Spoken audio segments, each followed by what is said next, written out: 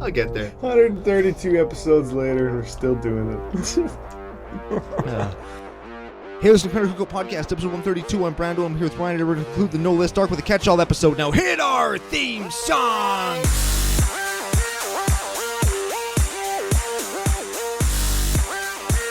Hey, Ryan. Back for yet another whirlwind adventure. How you doing? Good. What's going down? Whole ton is going down. We're going to preview a new arc. We're going to conclude our current arc, which had no lists. We have lots of stuff to talk about, lots of subject in the Magic world that we're going to address today. But before we get to any of that, we have to thank our official sponsor, FaceToFaceGames.com. They're Canada's biggest Magic store. Very much so. I did my orders from them. I got them from them. And I've been updating decks for MF and Vegas. Oh, dude, I've been doing that too. And I've been trying to upkeep CCO Brando on tappedout.net in case anybody likes to see what I'm up to. And I haven't updated anything in weeks because I've been waiting for these damned orders to come in, and I don't have any time to actually update the list on Tapped Out. So I just have a bunch of pictures on my phone with the cards that are out, with the cards that are in. And I'm just like 7 decks need to be uploaded. Oh, One of them have been dismantled completely and rebuilt, and oh my god, It's hard, man. It's hard when you got like multiple decks. It's hard to keep them all up to date. You know what? When I'm doing like, you know how Tapped Out gives you like that goldfish option where you can like play test. Yeah. If I'm doing that with a deck, I'll update it. But it's like, I'm just not gonna. You know what I mean? other than like my 2 like tuned decks. Animar I'll do because it helps me like pay attention to how much I'm painting in it. Right. And Zada I'll do because I play test that one to like keep up my practice with it, you know? So you can still actually physically do it when you there's lots of physical card manipulation, drawing and shuffling and stuff with it. Yeah. Although you don't have to do that when you're goldfishing on the internet, I guess, which is one of the benefits. Yeah, I suppose. But it does save you time when you're... You know, the decisions are what takes all the time. It's not necessarily the physical manipulation. This isn't Omnath or Windgrace. You know what? Physical manipulation of cards is something... I think we've talked about it before, that people do need to practice. They sure do. That is a thing. Like even... Okay, let's say it's... I'm not going to say it's commonplace, but it's not uncommon for you to draw 10 in Commander, right? Definitely not. So, or like, okay, Forced Fruition. That got played against me yesterday. I was playing against a Nekuzar deck. Sure. And that got played against me. So you cast a spell, you draw 7. It's a mill card kind of, right? Yeah. Nekuzar kills you card. And I cast 2 or 3 spells after it was cast. And it's like, cast your spell, then pick your deck up and just go 14 cards and then turn them all over at the same time, right? That's so much faster than 1, 2, 3, drawing cards one at a time. And put them in your hand in the order that you like them, arranged by color? Yeah, no, it's just like, pick your deck up, draw 21, like, bang, count them out. So like when you count out your hand as 7, there's your hand. Yeah. Right? That's just a thing. Things that are fast. Yeah, and you know what? When you test online and you have to draw 10 and that, it's just like click, click, click, click, click, click, click, click. There's my hand. Yeah. I wish life was like that. No, I don't. I like the dexterity part of it. Oh, I was thinking of like the rest of your life. Like, oh man, what if I could just like click and I drive to work?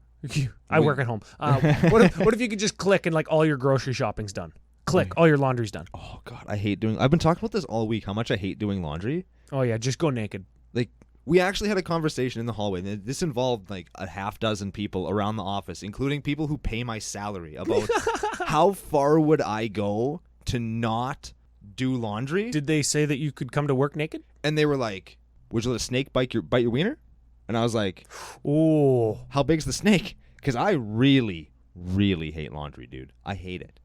Like, oh, man, I don't like a snake. I thought about it a lot. Like, is it a poisonous one? It wasn't a poisonous snake. Is it just a bigger wiener than you, and they're using snake as an analogy? I think we had it down to like a bigger garter snake, like a big garter snake. Do you know how sharp their teeth are? All snakes' teeth are sharp. I suppose that's the point. But it couldn't be like an anaconda or something that has actual teeth. So it had to be like a snake with just like the regular snake teeth that wasn't like giant or poisonous. So we figured like big size garter snake.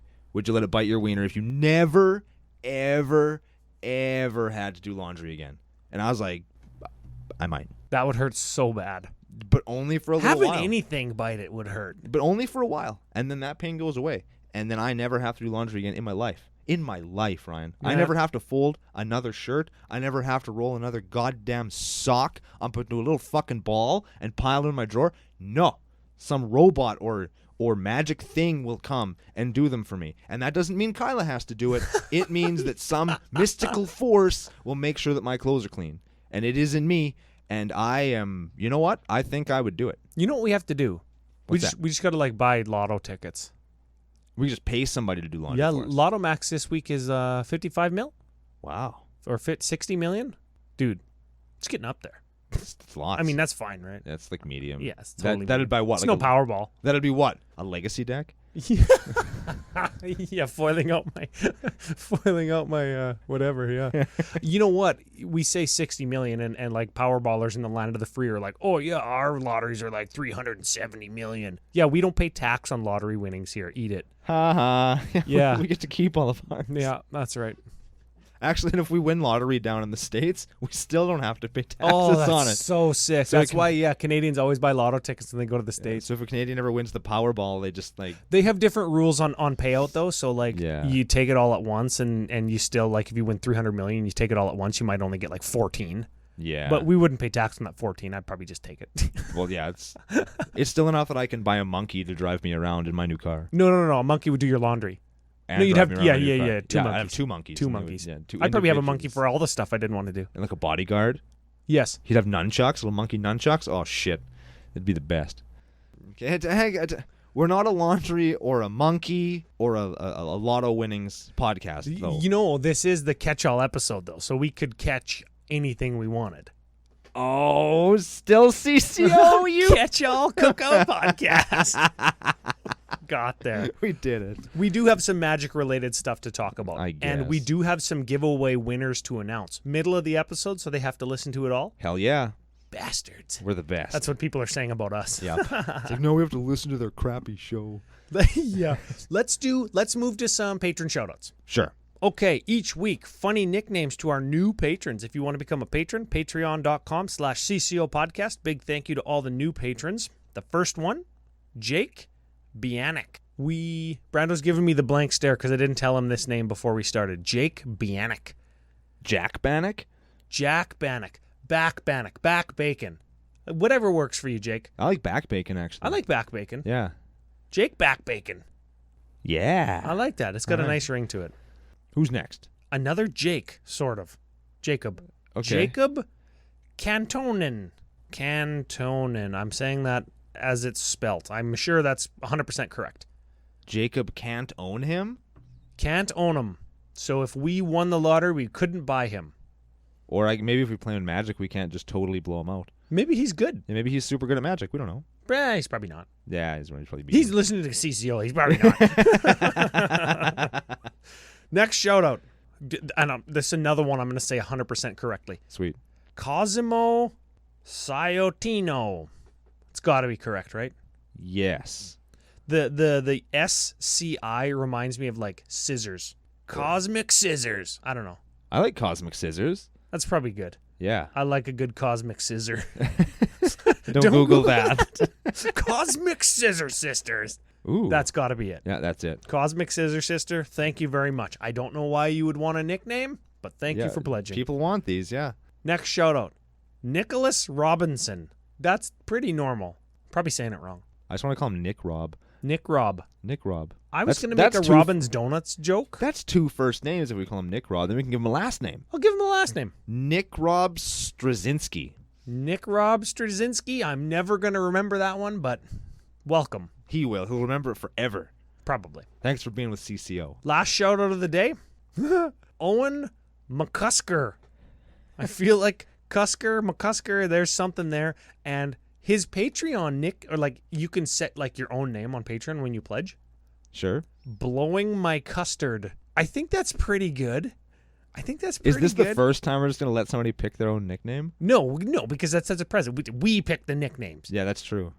We are the president and king of CCO Nation. But I think we should stay true to custard in some way, shape, or form. Okay. Owen. How about like, okay, I got this. This is what when I read names in my head, I read them really fast. So it's like McCallister, like Kevin McCallister from Home Alone. Okay. All right. So I don't know. What do you think? Kevin McCallister. There's probably like a paint can reference in there somewhere. Paint can full of custard. Yeah. I don't hate it. Yeah, I don't hate it. Owen paint can custard. Yeah. Yep. Custard can. Wait, that's all right. I don't mind that. There it is. Nothing says thank you like an old dirty paint can out in the garage, hey? So here you go. That's what I'm giving you for Christmas. When you're walking down your stairs, I'm going to swing it over the edge. Merry Christmas, you filthy animal. Oh, man. I can't wait for Christmas nicknames.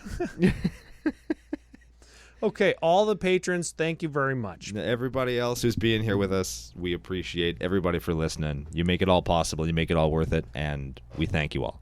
Where do we go from here? This is a catch-all episode. So I've got a bunch of notes, but you've got a story. Do we start with your story? Let's start with the story. I think you'll appreciate this because it's something that we're just getting off of nicknames, so this will be a thing because everybody wants nicknames and we don't know why. Okay, give me the story. So 2 weeks ago, when I'm at EDH&M. Yeah. And I had just finished putting some new cards into a bunch of my decks, one of them being Norin the Wary. This is a magic-related story? This is a magic-related story. Oh, I was expecting you to, like, I don't know, say that you're coming out or something. I don't know. Go ahead. So I'm sitting there. I'm thinking, what deck should I play? Guy who's a fan of the show. I'm sorry. Your name has slipped my brain. I'm terrible with names. I apologize. Says, Brown, you got to come over here. I want to play a game with you. I want to play a game with you. This is great. So I go and I sit down, and it's him and me and Life from the Loam Trade Hat guy. Oh, yeah. Whose name I also can't remember because I'm a bad person. And I'm trying to decide what to play. And buddy who listens to the show is like, hey, did you bring Norin? And I'm like, yeah, I did. Guess that's what I'm playing. Like, you should play Norin. I've always been curious to see how that deck works. And I'm thinking to myself, I hope it doesn't shit the bed. There's a bunch of new cards in it. Like, what if it doesn't work? This guy's going to be really disappointed in me. He's going to think I'm totally bad.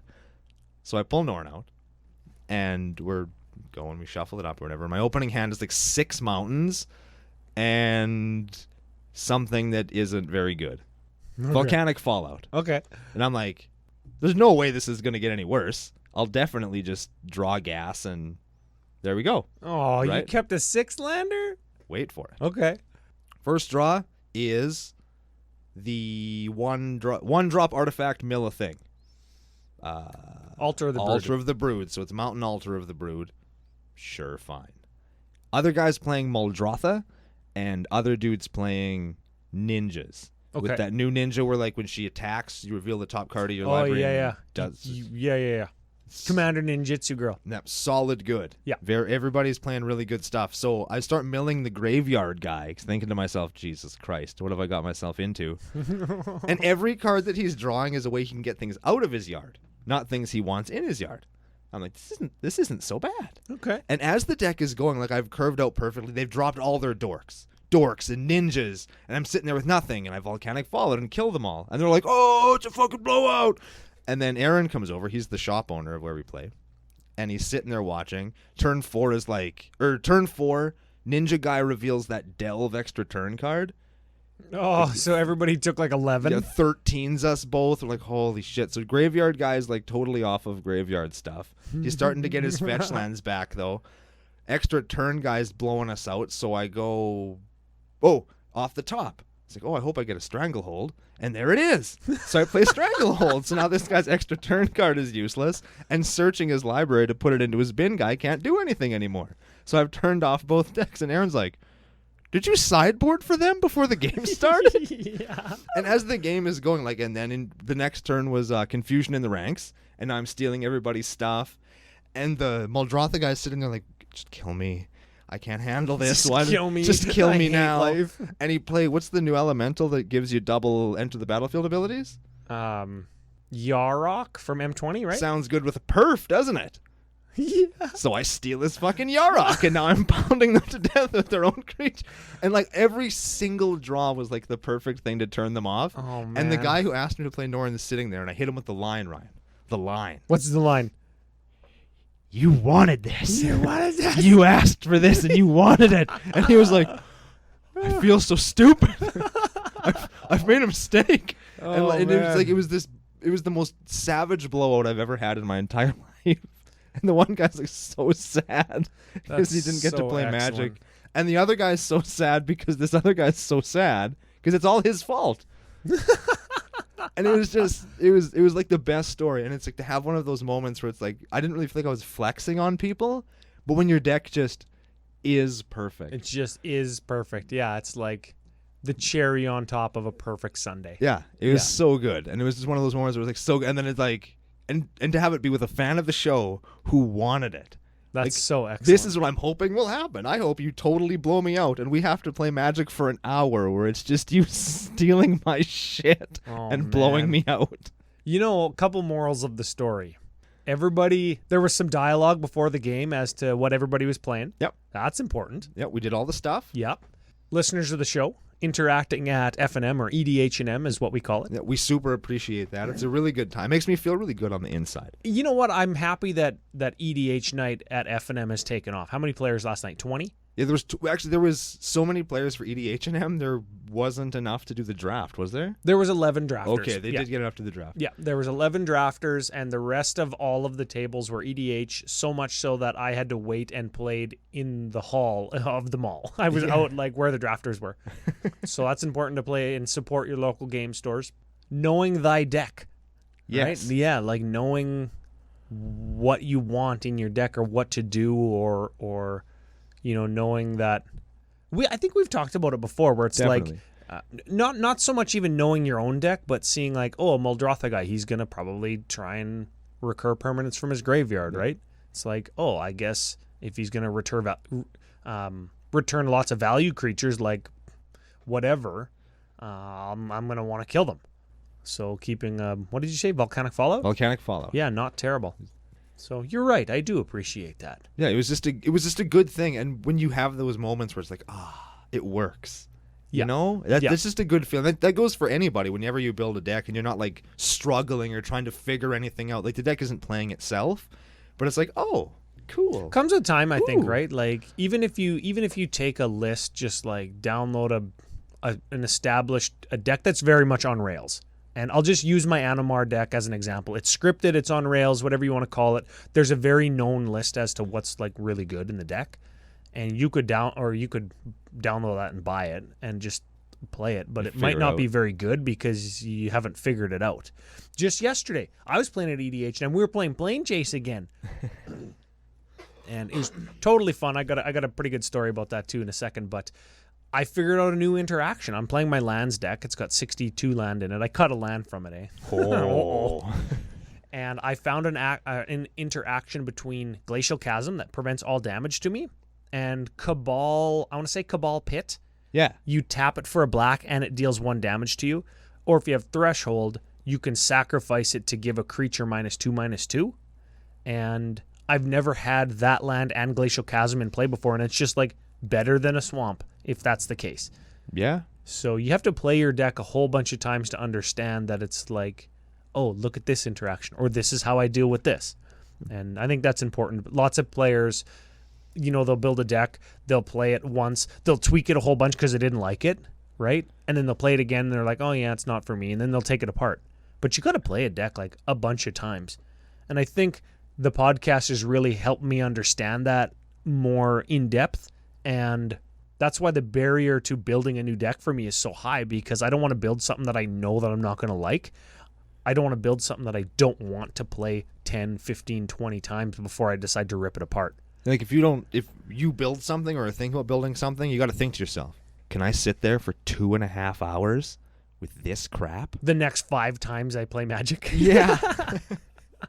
Speaking of playing for fucking 17 hours with one deck. Oh, yeah. This is good thing I didn't wait for you. It finally happened. At EDH&M this week, actually, we had so many people that I had never seen before. I was actually asking new people. It's like, who are you? Like, are you from out of town? I've never seen you before. Like, I played I played with a guy I'd never met before. The table over here was Angel Guy, and I think 3 other guys I didn't know. And then the pod next to us, I don't think I knew any of them. And then all the regular people that I did know were out playing with you. Yeah, and then F.U. Joe showed up and just, like, hung out. It just railbirded for a while. But it happened in my pod. the thing you never want to see, no prizes, no stakes, casual, I promise it will be fun 700% of the time EDH night. I know what you're going to say, and I want to stop you when you say it because I have to clear something up with a listener. So you go ahead. Somebody brought stacks. But it wasn't the stacks. What was it? What did he say it was? He said it was just a stall tactic. It was a group hug deck with stacks pieces in it. So he might have been slightly bending the truth. Yeah. Yeah. Okay. Yeah. Over the last couple episodes, we've had a couple comments on our perceived negativity towards CEDH, competitive EDH. And I want to clear something up, and you probably do too. Sure. By proxy, you want to, I'm telling you do. Even though you just said yes. We don't dislike CEDH. Truth. We like engaging in good interactive games of Commander. Also truth. And that is indicative of CEDH. That's why we're here, yeah. Yep. We like, I'm going to say competitive play, and that could be competitive Magic because lots of our friends engage in competitive Magic. That could be you and I are competitive people and we both want to win. Yeah. Even if we're playing jank piles of garbage. Yeah. We still want to beat the other guy. Yeah. Competitive Magic exists regardless of the power level of deck you are playing. I agree. That's a good way to put it. That's right.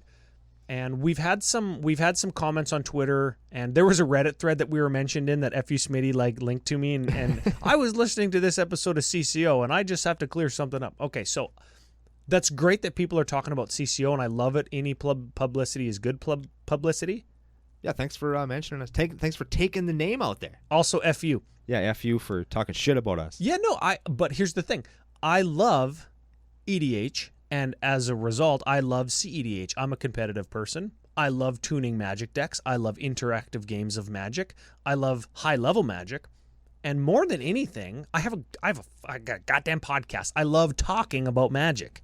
And I like engaging with whoever it is, talking about any level of Magic. And sure. that could be like good picks in draft or talking about Legacy. Legacy is probably my favorite format after Commander. And if I can mix in some Legacy into my Commander, a la CEDH, I'm all for it. And I don't want to give the wrong idea about like CCO and hating CEDH and Casuals Unite and jank garbage decks. Like, sure, we do some of those jank garbage decks. Like, I'm not going to say that we don't, but that isn't to say that I don't love competitive Magic. And you know what? If everybody has that dialogue at the start of the game, we can still have competitive games. They're just not, air quotes, CEDH competitive decks. Yeah. Right? Like, we can still have a high level of competition and very much want to beat each other. But if we're all just playing garbage, I mean, it's just we're all playing 1 out of 10s instead of 10 out of 10s. You know what I mean? If you're all on the same level, the games are going to be competitive. You don't necessarily have to come in with the CEDH. I call them net decks.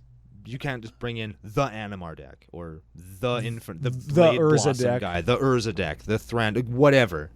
You can bring in something you built yourself, and it can still be competitive. I have nothing against. Have to pair it against other decks that are of a similar power level. Yeah, just the only time I have a problem with CEDH is when the CEDH guy comes into my casual meta and says, "Oh yeah, it's whatever. I just built it in the car way over here." That's what exactly. That's why that's the CEDH that we don't like, is guys that come in to slit throats and win at all cost when nothing is on the line.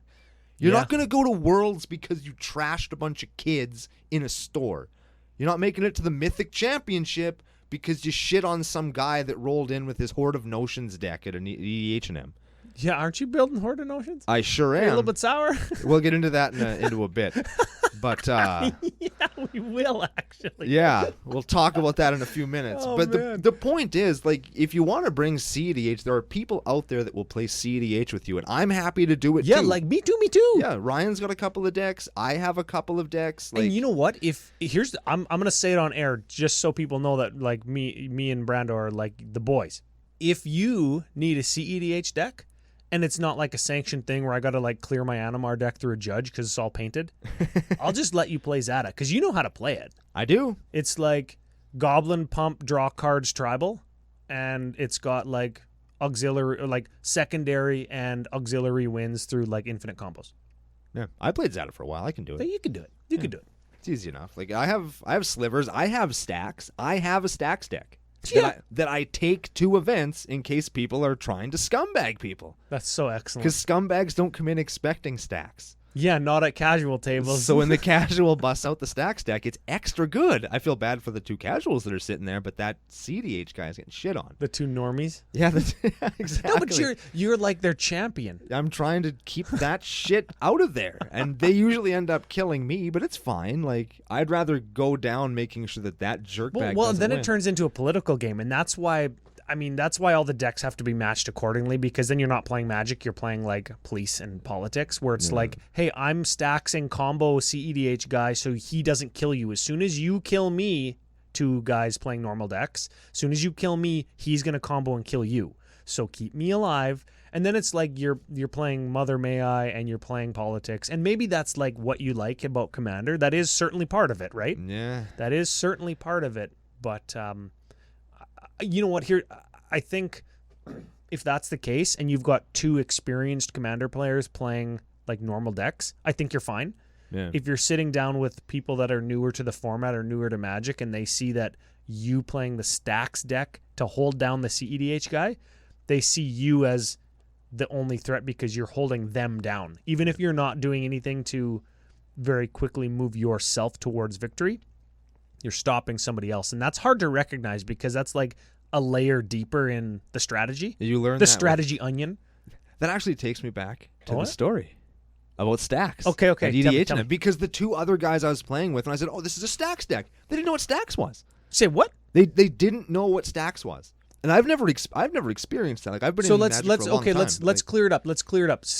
Stacks is a type of control deck strategy that is aimed at controlling or shutting all decks down, and then the stacks deck breaks the symmetry of getting shut down by building in some kind of thing to not be affected by all lands can't untap. Yeah, then if you play a Seedborn Muse, that's what happened to you. Yeah. You can untap all your own lands every turn and nobody else can untap their lands. That's exactly right. So Winter Orb and Seedborn Muse. So nobody can untap lands. Well, you untap 2 lands per turn. It's great when everybody has 10 lands, but you only actually have 2. Yeah. And then your Seedborn Muse like untaps all your Ravnica Karus, so you actually have like 15 lands to spend every single turn. Yeah, and in this particular case, the guy had a Mirari's Wake and a Seedborn Muse. And the Karu lands. Yeah, and the Karu lands. So it was bad. Yeah. But like... So this guy's stacks, and these other two guys didn't know what was up. So, of course, they rightly assessed in this particular case that the stacks guy is the threat. But the stacks was so incensed at the time that there was just no out. Yeah. And I, as the one that had the most opportunity to get us out of that situation. You were playing Lord Windgrace and were drawing a ton of cards through Windgrace. Yeah, I had Decimate and Windgrace's Judgment and Casualties of War in my hand. But you couldn't untap lands. I couldn't untap enough lands to play them to kill the stacks pieces. And then the Marin guy, who was one of the other guys, was just... Which is a deck that's actually good against stacks, because it doesn't care. It just wants its creatures to die so he can get them back for free. Exactly. So he was like Marin valuing hard. He just couldn't pound through the stacks wall. So as soon as I killed the stacks pieces, this guy's just going to kill me. So it's like, what? Like, I'm in a bad spot. So it's like, what do I do? So I'm trying to like figure out how I kill this asshole that brought stacks to casual without getting myself killed, because I don't want to throw myself on the sword too much. You know what? It does create a certain dynamic when one deck is grossly, not grossly overpowered, but does something that casual decks don't typically do. Yeah. And maybe that is stacks. Maybe that is like infinite combo, right? It does create some kind of interesting dynamic. Yeah, and like... all power to the stacks guy. He had like we already said, the crazy mana setup he had. He had Sephi Eric's daughter and Sun Titan. Oh yes. So he could, if the Sun Titan got killed or he sacked it to something, he could sack Sephi Eric's daughter to get the Sun Titan back, to get the Sephi Eric's daughter back. Oh, I don't mind that. To get, and like right, like it was crazy. Like it was it was really hard to get through. And the other guy's playing stuff that's shrinking creatures, like the not Mara, not Stacks, not me. This guy's playing stuff that like shrivels up creatures to kill them. So I can't Avenger of Zendikar the Stacks guy out. Like it was. I got something better for you. That was your experience at EDH&M this week. I'm gonna finish the story real quick to let you know how it ended. Okay. Just so is it a positive? You got to spin it around. Oh yeah, just so everybody knows what happens when you play Stacks against Brando at EDH&M and then don't kill him for 2.5 hours. I ultimated Windgrace, blew up all of his Stacks pieces, played Avenger of Zendikar. I got like 32 guys. I had a doubling season at the time. That's why I got 32 guys. So I had 32 guys out. I got 12 cats off of the Avenger of Zendikar. I gen-waved for 15. What's the word? Where you put counters back on stuff. Proliferated my Windgrace back up to 13 counters. Did it again on my next turn because I couldn't quite win because there was too much shit and garbage in the way for me to win. So I Lord Windgraced again, gave them all haste, wiped out the goddamn everybody else except for the Stacks guy. I left the Stacks guy alive so I could ping him to death by sacking cat tokens to a goblin bombardment until he died. And it was beautiful. That is poetic. It's like the Max Crandell actually on Twitter. It had the gif of it where it was like Brian laying on the ground and Stewie just punching him in the face. Oh yeah, that's what it was. Yeah, and it felt very good. Very excellent. So let that be a warning to the rest of you.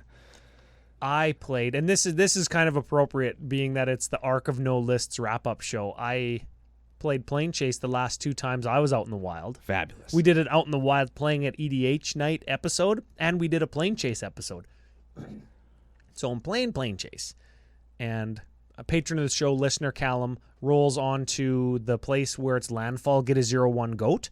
Ooh. Roll the shit, get a 0/1 goat. Isn't it landfall, get 3 goats, roll the shit, get 1 goat? Isn't that how that plane works? I remember it being grossly unbalanced. And you know what? I think that you're right, but we were playing at 1 goat. I'm sure because we just read it wrong. Welcome to Casual EDH, where we don't even read the cards. RTFC, baby. Yeah. So we were getting goats galore because, sometimes you just can't get off the plane. Oh, that Jesus. was what we covered in the episode, right? Yeah. You just can't get off the plane. So we just couldn't. So everybody's like 6 goats, 8 goats, blah, blah, blah, blah, blah, blah, blah, right? So I was up to like 8 goats. And I have a Titania, Protector of Argoth, and a bunch of fetch lands. I'm playing my lands deck, so I'm fetch landing every turn, and Titania got me one back, and I got another one back somehow, so I've got all these elementals. Then I go Scape Shift, sack 7 lands, get 7 more elementals, get 3 scry lands, 4 fetch lands, all goat triggers. Sack all my fetch lands, 4 more goat triggers. And I'm like, oh man, I can't win yet. I can't win. So I roll the dice. Well, don't I get off the plane and don't I go to Morphic Tide?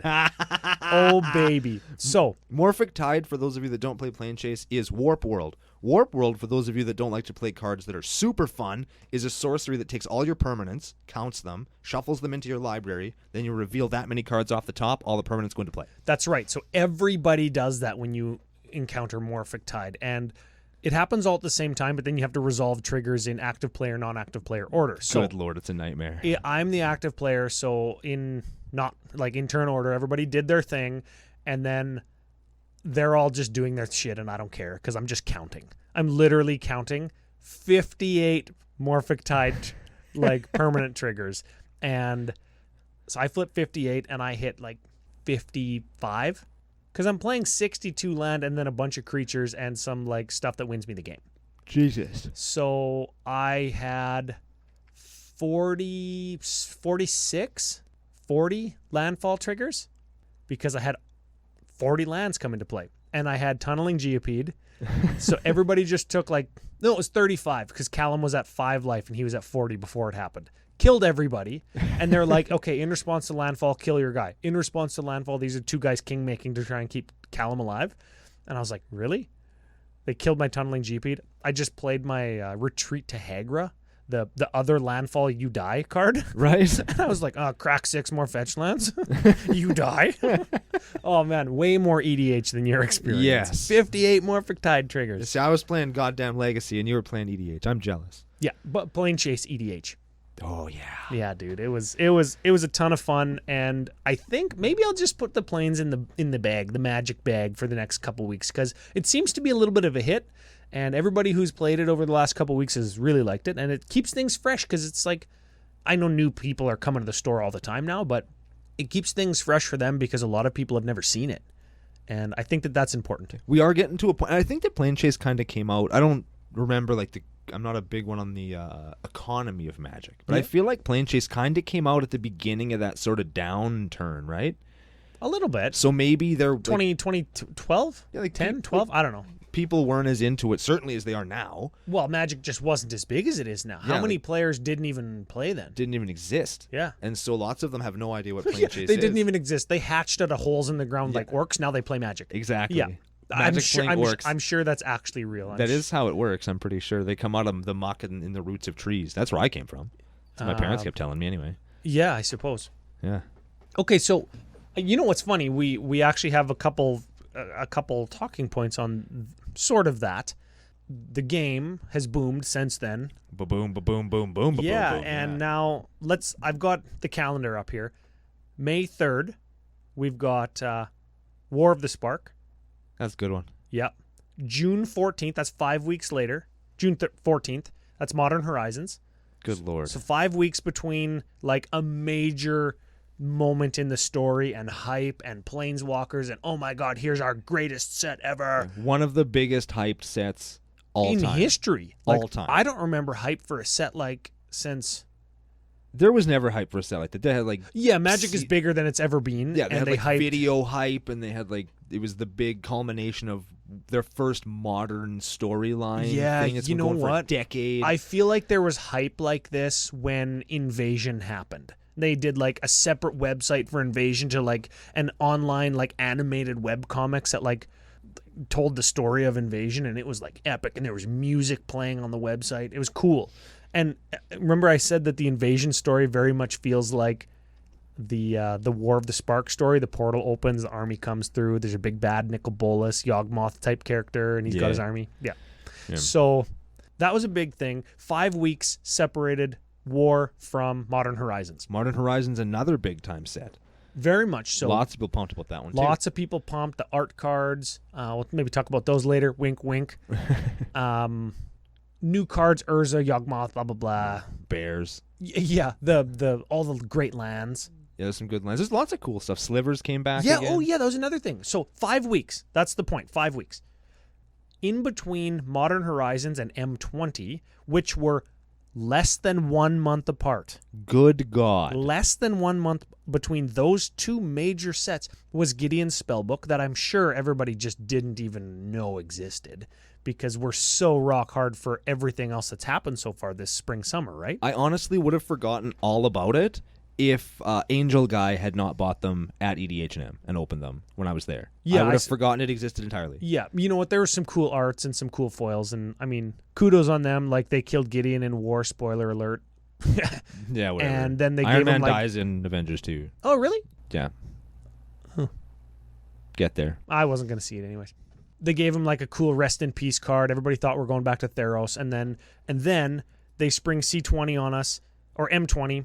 Then there's Commander 19, but like before Commander 19 comes out, they spring all these new types of like magic packs on us and Throne of Eldraine, because we're not going to Theros, we're going to Eldraine. I'm pumped about that, man. I'm excited for this next set. I'm excited, but you know what we have before the September set? What's that?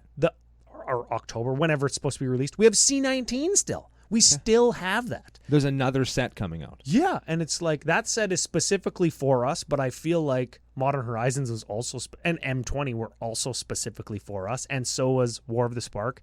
And I know that those came in packs and they were draftable, and the experience was for all of Magic players, and EDH is just being catered to more. As an enfranchised player, how do you feel? How do you feel about this? I'm burned out as hell. We already talked about how I can't update my decks fast enough. That's right. Both because I have no money and because like there's too much stuff coming out. Like I wanted to update my stuff after Modern Horizons came out. Like okay, I'm going to do it. I'm going to do this.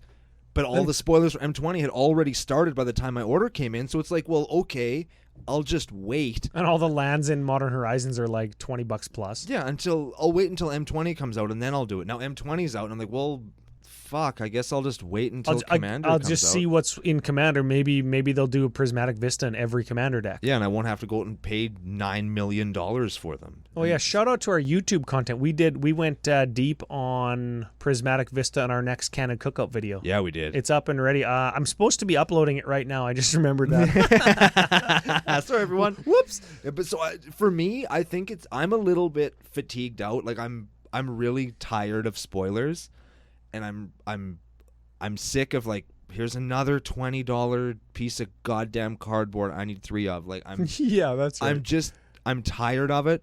And for me, just me personally, I got Commander coming up. I got to buy. Yep. There's a video game thing coming out that I want. That's another $100. All your Vegas stuff. Yeah, Vegas is here. Like I have so many expenses in September. I might have to sell the car just like for gaming purposes, just to afford my hobbies. They're preying on us, hey. You know, me and F.U. Smitty talked about this. I talked about this on Commander Ad Populum as well. The nature of gaming and the fear of missing out on stuff, right? Where they're like, you got to play MTG Arena so often so you like don't miss out on experience to level up, right? Yeah, or you got to buy all our products. They're all coming out really fast so we can like make a push for the second quarter of the year to get our numbers back up, right?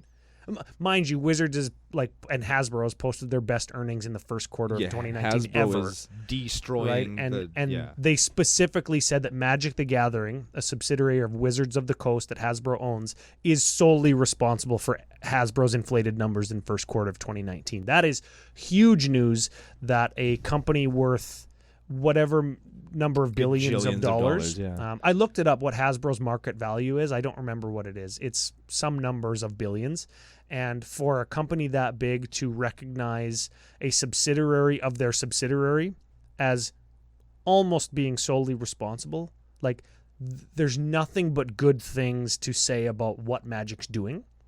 What I would appreciate personally, if we go all the way back down to the little micro, minute, nano consumer, me, us, what if they took all these sets and they moved that Commander product back to Christmas, right? So it's not one more thing we have to buy in the summer. It was the best Christmas gift. I agree. Like if you knew somebody who played Magic, chances are at this point in history, that Magic consumer also plays Commander, and they would appreciate the Commander product as a Christmas gift, even one deck, because they're $50. Yeah, right? Yeah, and they're a great gift. And if they didn't play Commander, maybe this gets them to start playing Commander, right?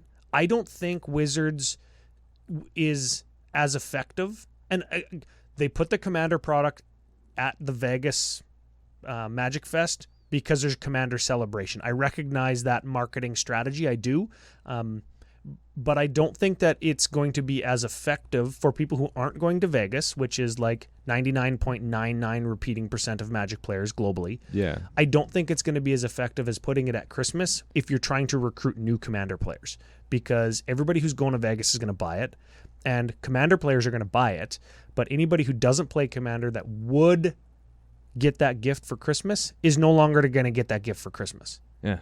And Christmas is a huge boost in sales. That's like huge companies use Christmas and Black Friday in their fourth quarter to boost sales.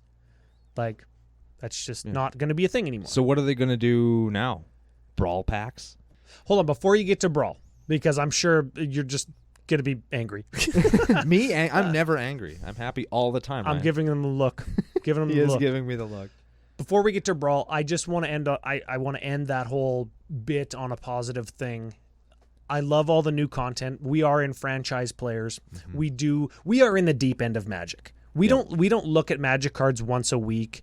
We have a podcast. We look at spoilers. We are preparing and thinking and engaging with the community and ourselves, even just you and I personally, every day because we love Magic. Yeah. And I love all the money that Hasbro's making from this because it only makes Magic better. I love that the game is booming because there's only more people to play with.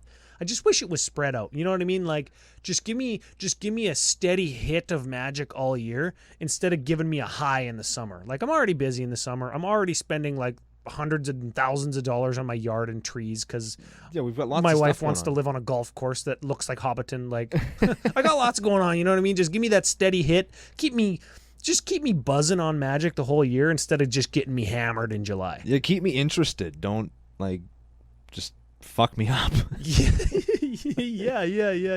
It's a thing. Don't insert subtle drug reference. I guess I already did. Yeah. Brawl. Go ahead. Brawl. Okay.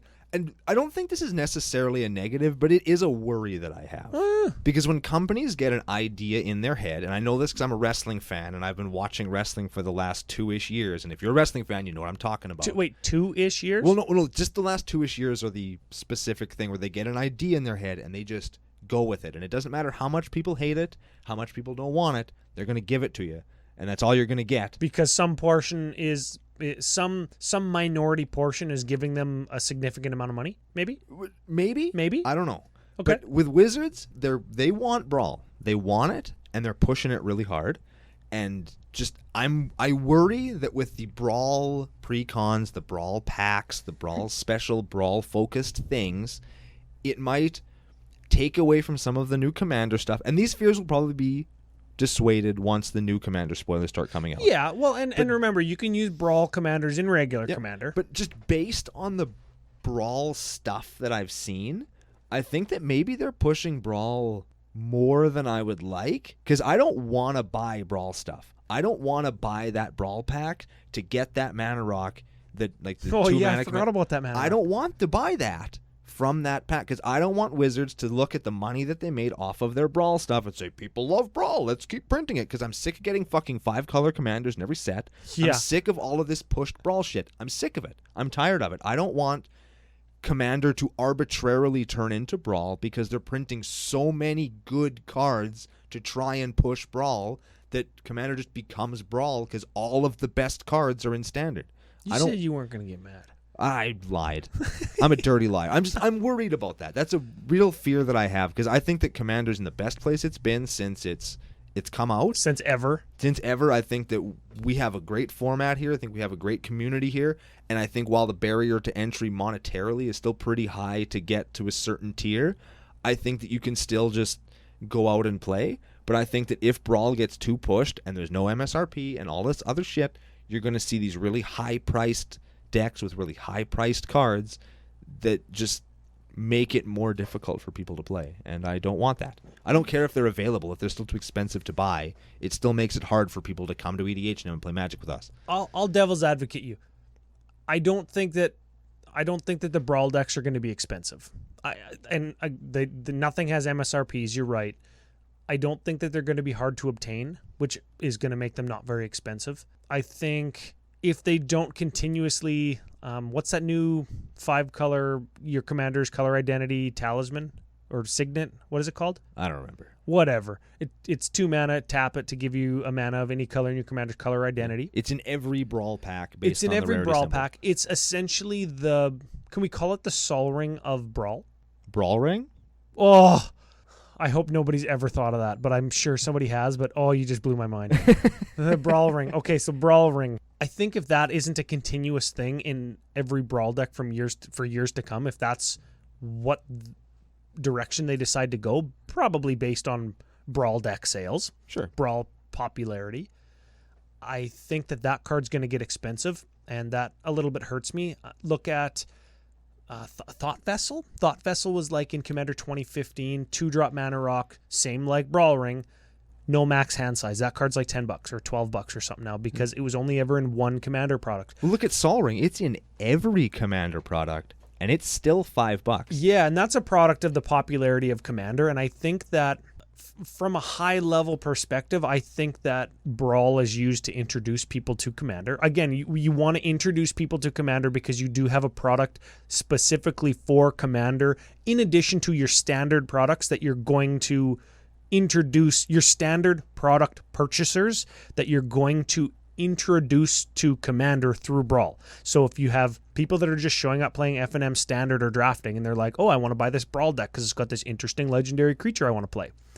You're going to hook them into Commander because because Commander's better, right? And then you've got another product for them to buy in the Commander precons. Like, it's very smart when one product leads into the next one, in a way that doesn't force you to buy them, but makes you want to buy them, right? If in Standard, I have to buy a Brawl deck, and then I have to buy a Commander deck to play something in Standard, that's not okay. That isn't a good strategy. But if Standard makes me want to play Brawl, and then Brawl makes me want to play Commander, that is good, creative, smart marketing, I think. But nobody wants to play Brawl. I think they're trying to suck people from Commander into Brawl. Nobody that you know wants to play Brawl. I guess. Tons of people want to play Brawl. They do exist. Where? I don't know. Not very many people that I know want to play Brawl. If you're in the nation and you like Brawl, let us know. Also, if you're in the Discord and you want a Brawl channel, let us know that too. Yeah, I won't be in it, but I'll frequent it.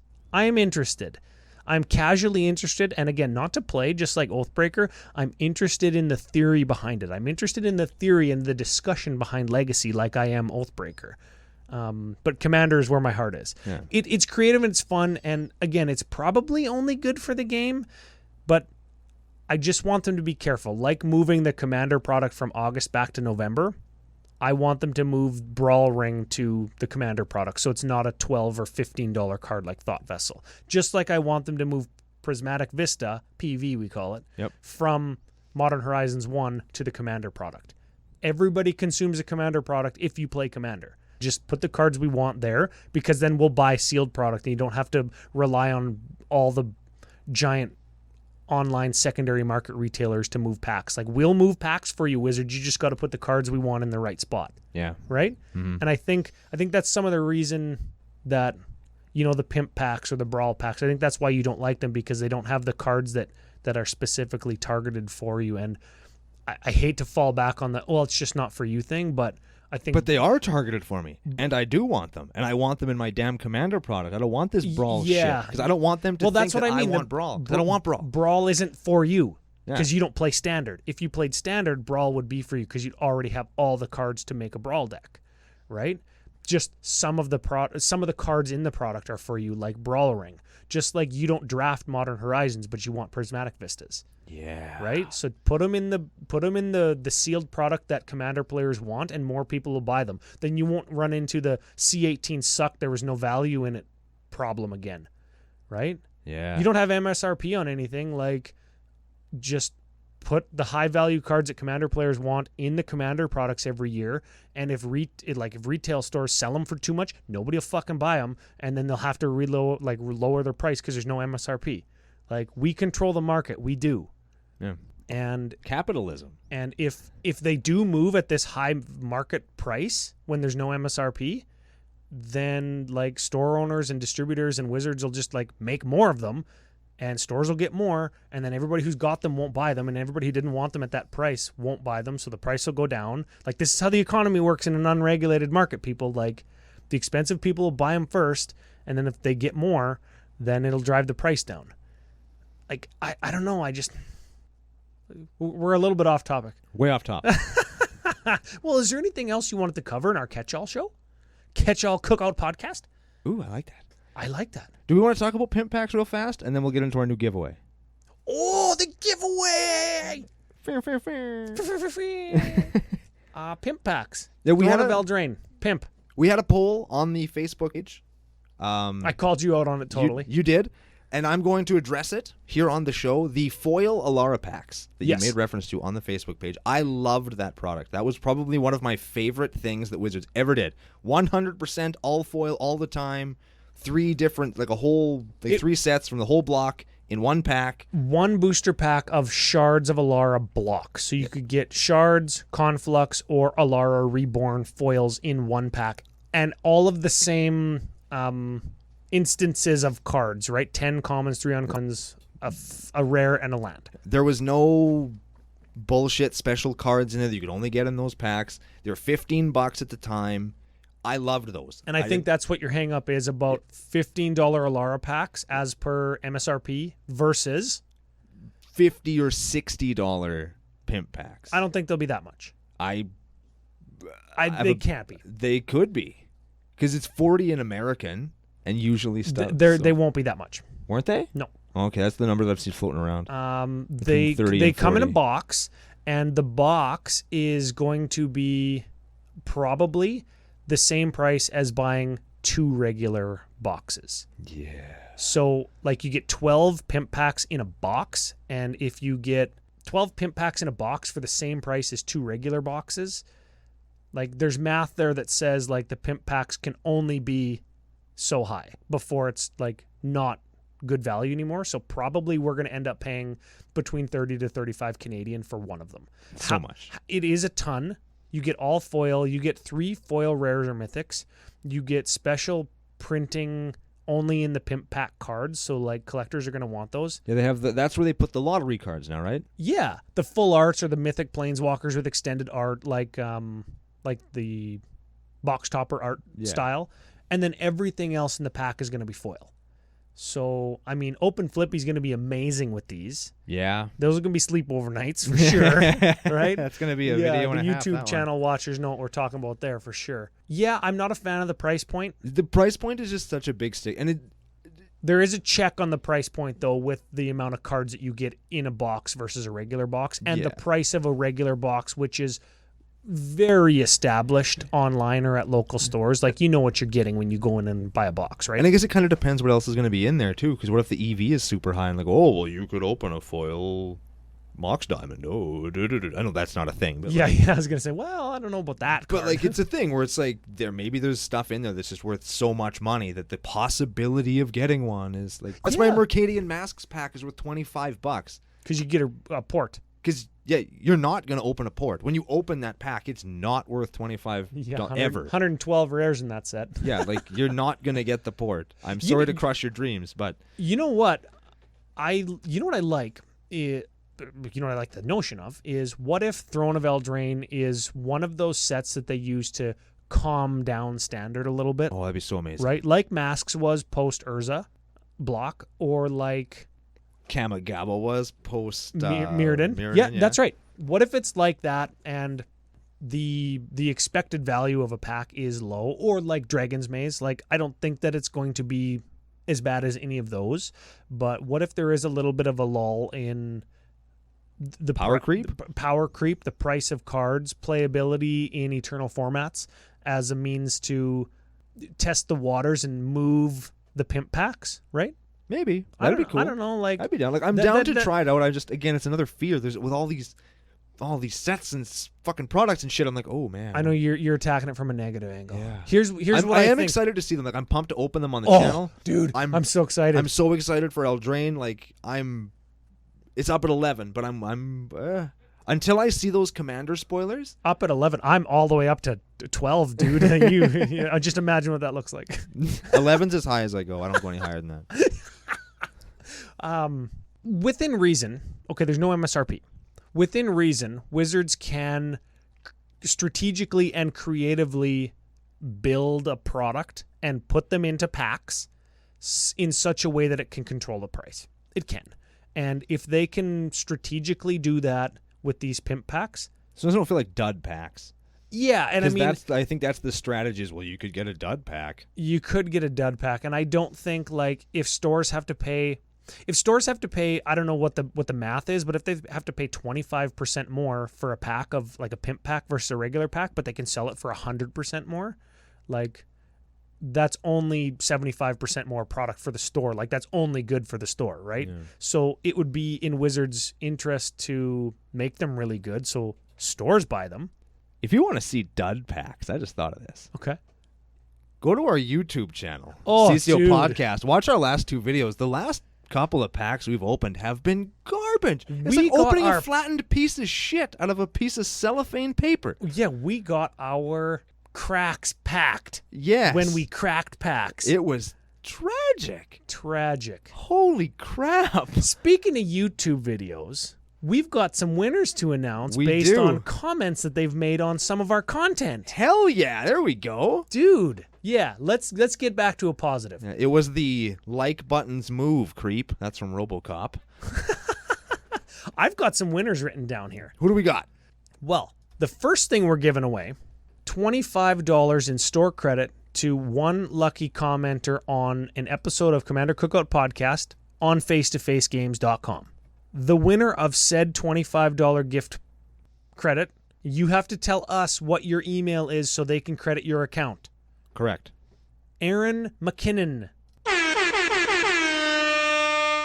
Hell yeah. Aaron is the winner. He gets $25 to spend. And just shoot us an email, commandercookout@gmail.com, or send us a message and we'll get at you on Twitter at CCOPodcast, at CCOBrando. Correct. You can get in touch with us anyway like that. For a full list of all of that stuff, check out the show notes down below or check out our official home on the entire internet, commandercookout.com. Got there. Deck giveaway for Arc of No Lists. Cast deck. If you've noticed, there's been no deck techs this month. Yeah. This arc, I guess. It's kind of crossed over 2 months. We did deck techs next arc. Yeah, I can guarantee. We're going to tech some decks. Tech some decks. And if you want to tech a Kess deck of your own, your name has to be David Hodge. I love that air horn. Yeah, David Hodge. You are the winner. Get at us, commandercookout@gmail.com. Get us your deets, and we will send you a Kess Deck. Yes. And if you're in Canada, remember, you can, at your request, have a hot dog in the package with the Kess deck so that when the foil kind of curls up, you can put the hot dog in the bun.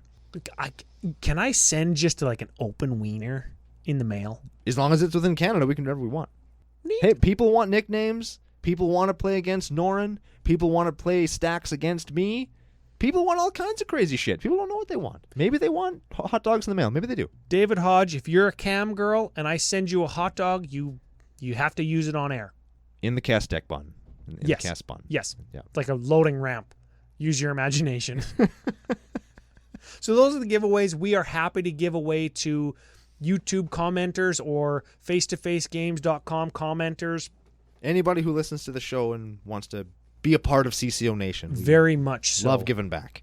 And speaking of giveaways and prizes, we do have some new patron sign-up gifts to give away next arc. We're switching it up from the summer-themed token altars to something else that you can maybe play with. They'll be signed. They'll be altered if that's what you so choose. You can let us know if you want funny Sharpie altars on our next giveaway. Without even knowing what it is, you tell us if you want funny Sharpie altars on these. Ooh. Do I get to draw some of them too? Yeah. Hell yeah, I do. In gold, silver, or black. Ooh. Whatever your preference. Options. Yeah. I love options. So we're going to tease on that. We've got deck techs for next week leading up to Vegas.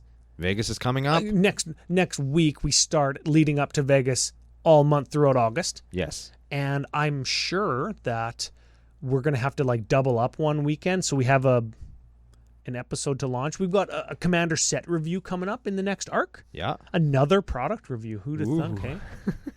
So I just want to tease a little bit without giving it away because we got some decks I'm excited about. We already have them sort of planned. As much as we plan, right? As much as we plan anything in advance, it's going to be good. We've got a good patron sign up, patreon.com/CCOPodcast if you're into gifts for pledging, and some new rewards to unveil with the new arc next week as well. So frequent either the show notes at commandercookout.com or the Patreon page for new rewards being unveiled. Yeah, man.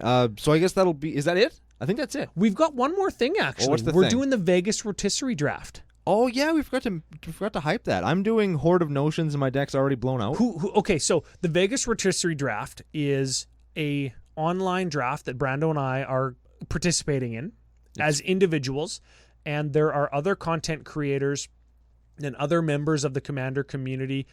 So I'm sure you'll hear all about it on Commander Social. They're another Commander podcast. Check them out if you're interested because I'm going to let them do some more of the heavy lifting on the explanation of it.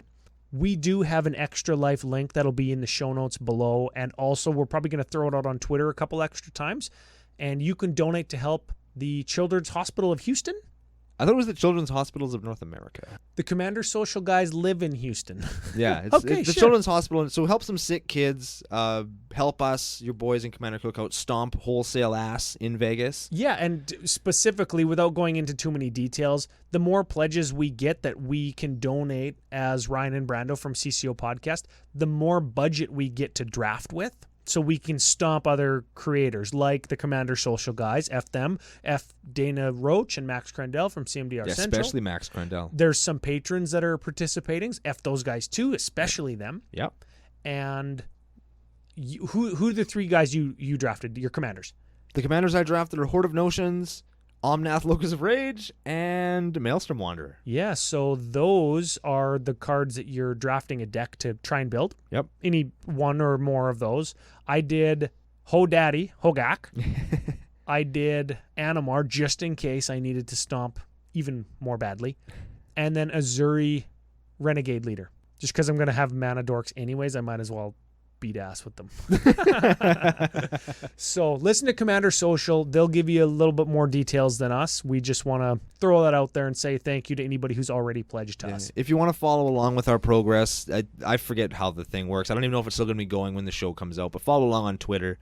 You can check out the progress of our draft, and you can laugh at how bad I am at it and how much Ryan's blowing out the budget. So it's going to be a good time. But that's that. So check that out. Thank you all for being here. It was another good arc. We're going to be back with some more deck techs next week. We want to thank our official sponsor, FaceToFaceGames.com. They are Canada's biggest Magic store, and we'll be back with you next week for a new arc of Commander Cookout Podcast. Hit our theme song! Woo!